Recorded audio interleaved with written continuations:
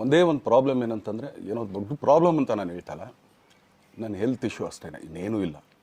ಯಾಕಂದರೆ ನಾನು ತುಂಬ ಹೊತ್ತು ನಿಂತ್ಕೊಳ್ಳೋಕ್ಕಾಗಲ್ಲ. ಯಾಕಂದರೆ ಏನು ಪ್ರಾಬ್ಲಮ್ ಅಂತ ನಿಮ್ಗಳಿಗೂ ತುಂಬ ಚೆನ್ನಾಗಿ ಗೊತ್ತು. ಯಾಕಂದರೆ ನಿಂತ್ಕೊಂಡು ನಾನು ಆ್ಯಕ್ಚುಲಿ ಎಲ್ರಿಗೂ ವಿಶ್ ಮಾಡೋಕ್ಕೆ ನನ್ನ ಕೈಲಿ ಆಗಲ್ಲ ಅಂತ. ಯಾಕಂದರೆ ಯಾವಾಗ ಇಂಜೆಕ್ಷನ್ ತೊಗೊಳ್ತೀನೋ ಒಂದು 15-20 ದಿನ ಅಲ್ಲಿ ಬಿ ಓಕೆ, ಬಟ್ ಆಮೇಲೆ ಮತ್ತೆ ಅದ್ರ ಪವರ್ ಕಮ್ಮಿ ಆಗ್ತಿರಂಗೆ ಪೇನ್ ಸ್ಟಾರ್ಟ್ ಆಗುತ್ತೆ. ಸೊ ಆಪ್ರೇಷನ್ ಅನ್ನೋದು ಕಟ್ಟಿಟ್ಟು ಬುತ್ತಿ, ಅದು ಎಲ್ರಿಗೂ ಗೊತ್ತು, ನನಗೂ ಗೊತ್ತದು. ಸೊ ಅದಂತೂ ಮಾಡಿಸ್ಲೇಬೇಕು ನಾನು. ಸ್ವಲ್ಪ ಯಾಕಂದರೆ ಈಗಲೇ ಕಾಲೆಲ್ಲ ಸ್ವಲ್ಪ ನಂಬಾಗ್ತಾಯಿದೆ.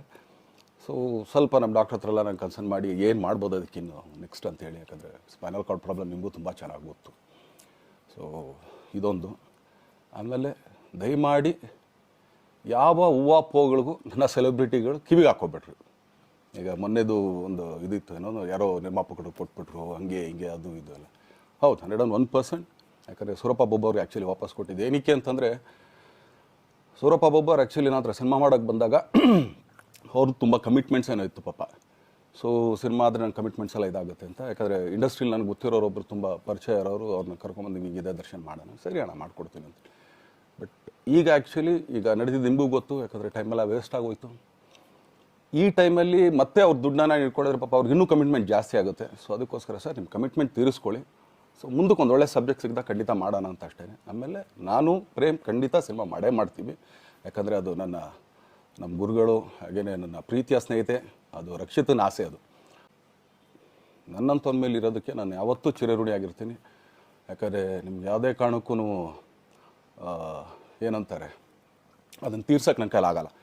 ಯಾಕಂದರೆ ನೀವು ಕೊಟ್ಟರಷ್ಟು ಪ್ರೀತಿ, ಆಮೇಲೆ ಪ್ರೀತಿಗಿಂತ ಹೆಚ್ಚಾಗಿ ಒಂದು ಸಪೋರ್ಟ್ ಅಂತ ಹೇಳ್ತಿರಲಿಲ್ಲ. ಇವಾಗ ಆ್ಯಕ್ಚುಲಿ ಸ್ವಲ್ಪ ಚಾರ್ಜಿ ಹಿಂಗೆ ತಿರ್ಗೋಗಿದೆ. ಬಟ್ ಆದರೂ ಇವತ್ತು ಹಿಂಗೆ ನಿಂತ್ಕೊಳ್ಳೋಕ್ಕೆ ಹಿಂಗೆ ಸಪೋರ್ಟ್ ಕೊಡ್ತಾ ಇದ್ದಾರಲ್ಲ. ಸೊ ಅದಕ್ಕೆ ನಾನಾಗಲಿ ನನ್ನನ್ನು ನಂಬ್ಕೊಡೋರು ಎಲ್ಲರೂ ಕೂಡ ನಿಮ್ಗಳಿಗೆ ಚಿರಋಣಿ ಅಂತ ಹೇಳೋಕ್ಕೆ ಇಷ್ಟಪಡ್ತೀನಿ. ಇಲ್ಲಿ ಬಿಟ್ಟು ಇನ್ನೆಲ್ಲೂ ನಾನು ಹೋಗೋಕ್ಕಾಗೋದು ಇಲ್ಲ. ಯಾಕಂದರೆ ಒಂದು ಈಸಿ ಆಗಿದ್ದನ್ನು ಹೇಳ್ತೀನಿ. ಕಾವೇರಿ ಎಲ್ಲಿ ಹುಡ್ತಾಳೆ ಅಂತ ನಿಮಗೂ ತುಂಬ ಚೆನ್ನಾಗಿ ಗೊತ್ತು. ಆ ಕೊಡಗಲ್ಲೇ ನಾನು ಹುಟ್ಟಿರೋದು. ಅವಳು ಅಲ್ಲಿ ಹುಡ್ತಾಳೆ ಕಾವೇರಿ, ಎಲ್ಲ ಕಡೆ ಹರ್ಕೊಂಬರ್ತಾಳೆ ಅವಳು.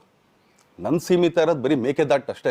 ಅದರಿಂದ ಮುಂದಕ್ಕೆ ಅದು ಹೆಂಗೆ ಯಾರು ಹರ್ಕೊಡೋದ್ರು ಅದಕ್ಕೂ ನಮ್ಗೆ ಸಂಬಂಧ ಇಲ್ಲ ನನಗೆ. ಸೊ ಆ ಥರ ನಾನು ಯಾವಾಗ ಸಿನಿಮಾ ಮಾಡಿದ್ರು ಏನೇ ಮಾಡಿದ್ರು ಇಲ್ಲೇ, ಅದು ಕನ್ನಡ ಸಿನಿಮಾನೇ. ಡಬ್ಬಾಗಿ ಎಲ್ಲೇ ಹೋದ್ರು ಅದು ಬೇರೆ ಥರ ಅದಷ್ಟೇ. ಬಟ್ ನಾನು ಕನ್ನಡದಲ್ಲೇ ಇರೋದು, ಕನ್ನಡ ಸಿನಿಮಾನೇ ಮಾಡೋದು. ಇದೊಂದು ಸಲ ದಯಮಾಡಿ ಕ್ಷಮೆ ಇರಲಿ, ಮೊಟ್ಟೆಗೆ ಹಾಕ್ಕೊಳ್ಳಿ. ನೀವು ಹೆಂಗೆ ಆ್ಯಕ್ಚುಲಿ ದರ್ಶನ್ಗೆ ಹೋಗಲಿ ಪಾಪ, ಆಯ್ತು ಇದು ಸಲ ಬಿಟ್ಬಿಡೋಣ ಅಂತೇಳಿ.